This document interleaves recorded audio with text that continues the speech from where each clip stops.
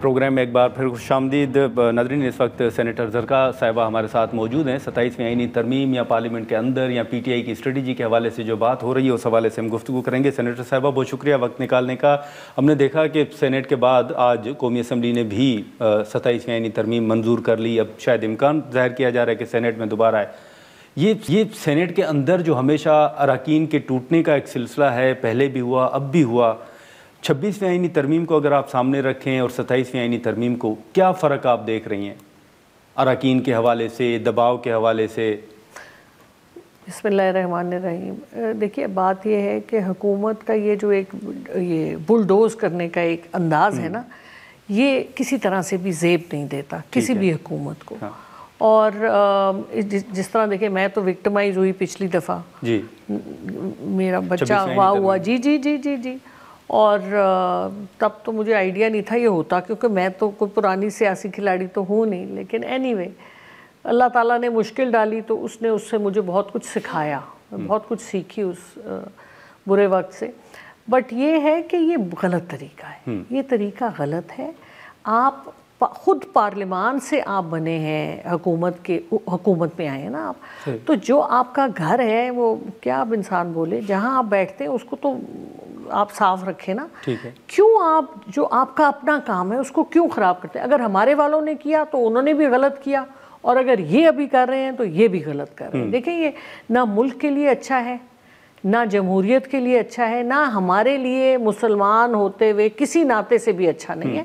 تو ایک پارلیمان لوگوں کی ریپریزنٹیٹیو ہے، آپ اس کو لوگوں کی، دیکھیے نا میری سب سے بڑی اس کے اوپر آبجیکشن یہ تھی، یہ جو ابھی لوٹ سیل ترامیم کی تھی، کہ بھائی آپ نے اس میں کوئی دو چار تو ڈالی ہوتی جو عوام کے انٹرسٹ میں ہے، یہ تو صرف طاقتور لوگوں کے انٹرسٹ میں ہے۔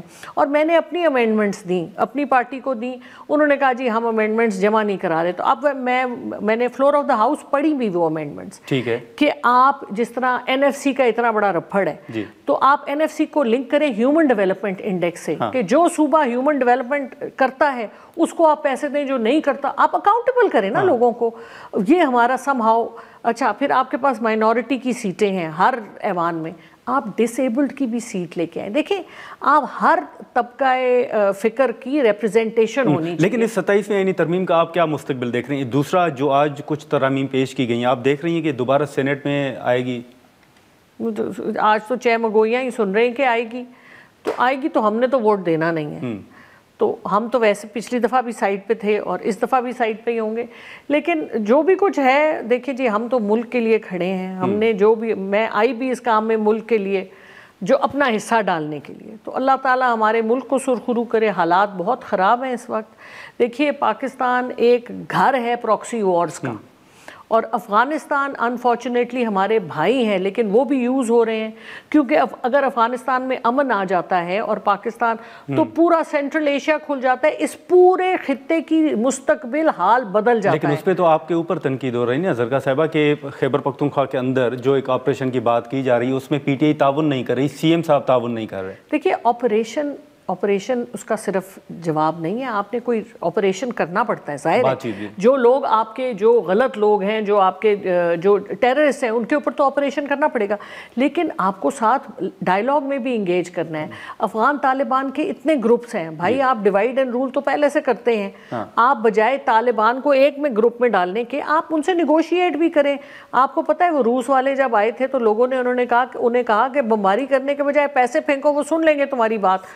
تو مطلب نیگوشیٹ کرنے کے مختلف طریقے ہوتے ہیں۔ ناظرین یہاں پر ایک مختصر سا بریک لیتے ہیں اور بریک کے بعد گفتگو کو آگے بڑھاتے ہیں۔